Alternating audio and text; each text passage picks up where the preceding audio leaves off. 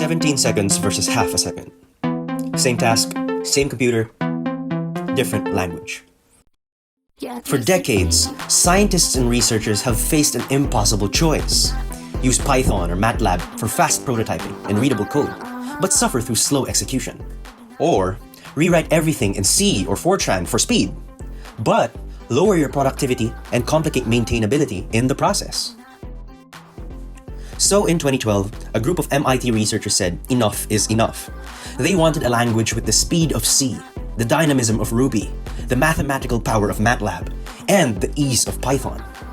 That language is Julia.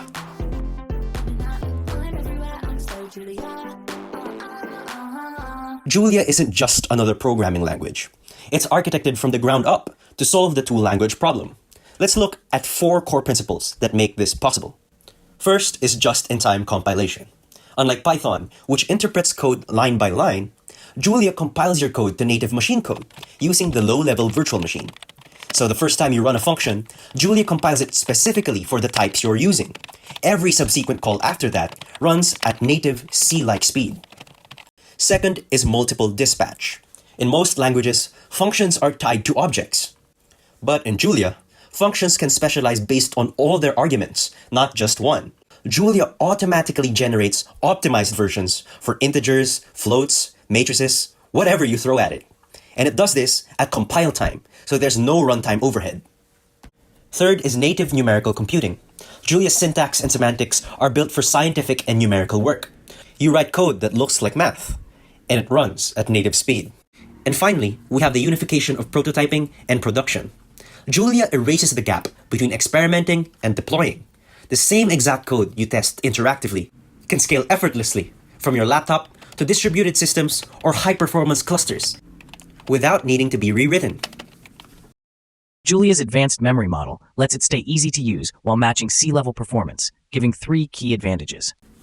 First is automatic garbage collection, just like Python. Aside from Julia's garbage collector being non-moving, it's also generational and partially concurrent. Non-moving means memory addresses stay stable.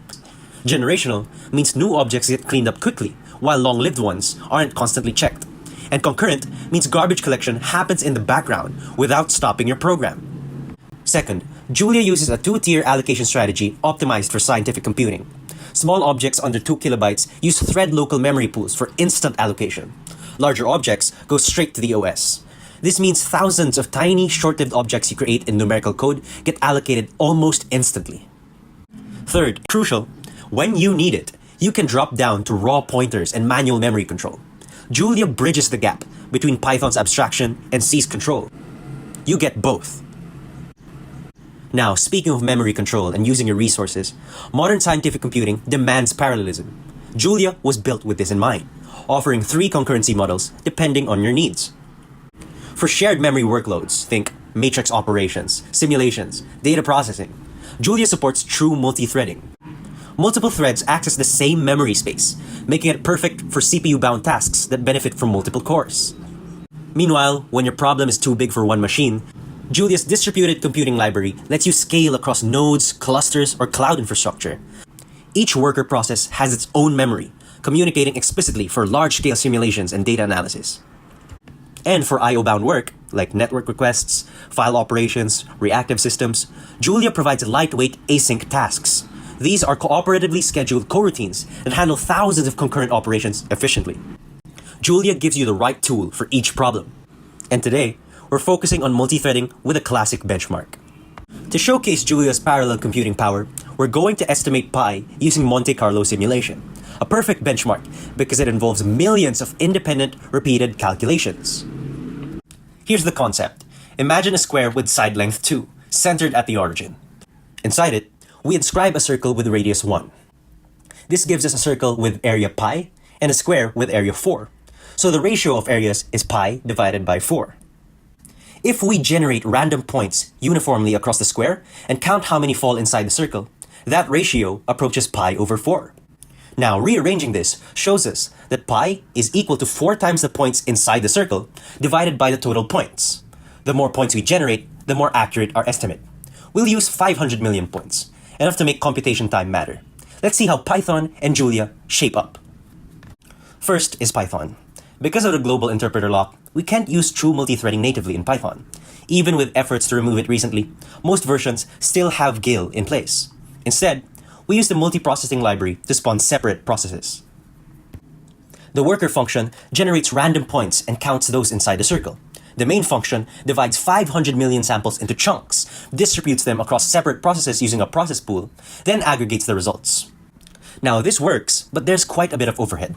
We have process creation, data serialization, and inter-process communication. Let's see how it runs. Okay, now keep that time in mind. Now for Julia, watch how much simpler this is. The logic is nearly identical, but look at the parallelization. One macro at threads. That's it. No process pools, no chunking logic, no serialization overhead. Julia uses true multithreading with shared memory. The runtime automatically distributes loop iterations across all available CPU cores. It's simpler to write and more efficient to execute. Let's run the same exact 500 million samples. Okay, here are the results. Both implementations give accurate estimates of pi, but Julia completed the task in under half a second. Python took over 17. That's more than 36 times faster. And look at the code complexity. Julia's implementation is actually simpler. Fewer lines, clear intent, no process management overhead. You get both better performance and better code. Julia isn't just merely a faster language. It's designed for a future where you can have clarity, speed, and scale in one package. From simple scripts to large-scale simulations, Julia demonstrates that production and prototyping need not exist apart. No compromises, just being better, faster, and stronger. That's the case for Julia. And with that, thanks for watching. Scan the QR code for a link to our Medium article discussing this same topic, in case this video wasn't enough Julia for you. Otherwise, until then, see ya!